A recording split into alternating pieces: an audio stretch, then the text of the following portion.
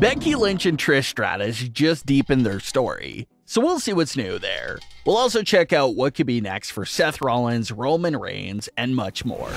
Let's start things off with Becky Lynch and Trish Stratus' storyline because a lot went down there. Trish and Becky's story with each other technically started the second that Trish returned a few weeks before WrestleMania. Trish was the big-time backup and reinforcement that Becky and Lita needed against Damage Control, and Trish did help them out for a while against them, but after Trish turned heel, practically gave the tag team titles away and took out Becky Lynch. Trish made the big reveal that she was apparently faking it the entire time.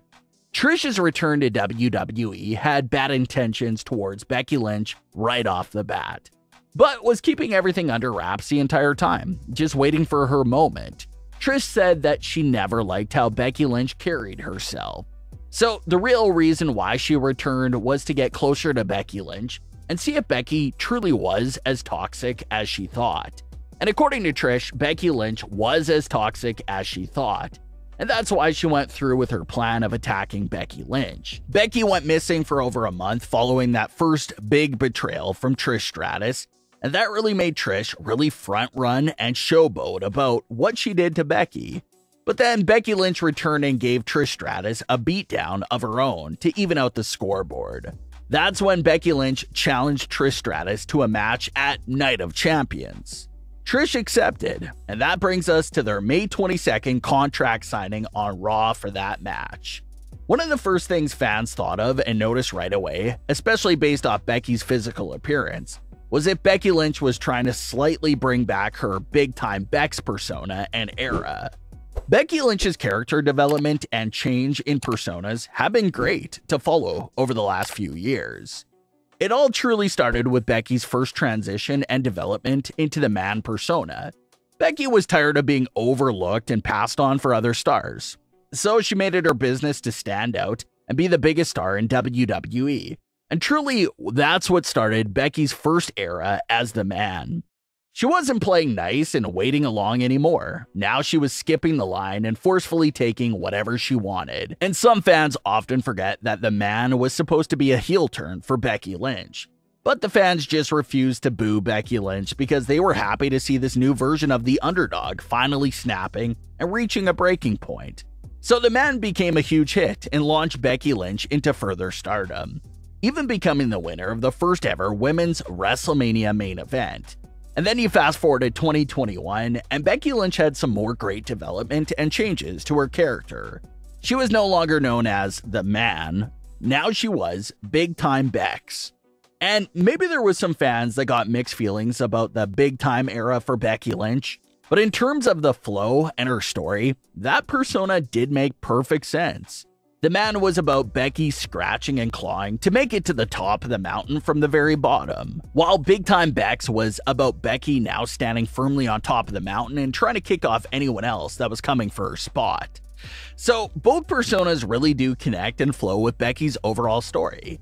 But the last time Big Time Becks was truly seen was maybe right around WrestleMania 38 itself, because Becky Lynch would end up losing her title and found herself in a trend of unfortunate bad luck and losses. So she definitely fell off the mountain in the months after WrestleMania 38. But then, Becky Lynch returned in late 2022 and appeared to be back to the man persona. And this caused a bit of split amongst the fans because some fans were happy to have the man back, but there were some fans out there that missed certain aspects of Big Time Becks' character, such as the over-the-top standout outfits and other little things that she did that time. And for the entire build-up of the Trish Stratus feud, Becky has been in the look of her man persona the entire time. Plain Becky Lynch t-shirt, black pants, and maybe some Jordan lows. But the May 22nd edition of Raw featured Becky Lynch in no doubt an outfit that screams Big Time Becks. The big furry coat, the out-of-the-world glasses made out of fingers, it was an outfit ripped straight from the time of Big Time Becks' closet. So this has fans really excited for possibly this new era for Becky Lynch that could include bits and pieces of both the man and Big Time Becks. Both personas were great on their own, but now you combine them and take the best aspects of both personas and roll them up into one. It definitely sounds like that'll be a special character.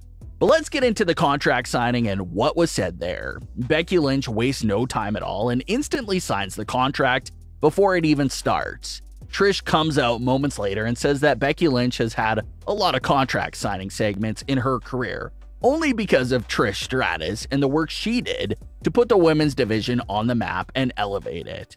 Trish says that she was #1 the second she walked into WWE, and how she didn't need a broken nose to get there. A clear reference to late 2018, where the moment of Nia Jax breaking Becky Lynch's nose only made the legend of Becky Lynch grow even more, and how it became such an iconic moment for Becky Lynch.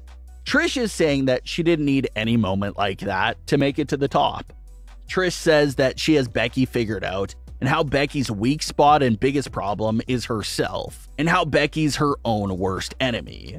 Becky's counter argument is that Trish Stratus is scared, that time is continuing to pass by, how everyone is getting better, and how everyone could possibly forget about Trish Stratus, and how that's Trish's biggest fear. Becky says that she wishes she'll never become like Trish Stratus down the line. Becky says that Trish has done things in her career that would give her nightmares. Becky also adds that if Trish Stratus thinks barking like a dog was embarrassing, she just has to wait for the beatdown she's gonna get at Night of Champions. That was a clear reference to the all-time highly controversial WWE segment between Vince McMahon and Trish Stratus from 2001, where Vince humiliated Trish and had her crawl on the floor and bark like a dog.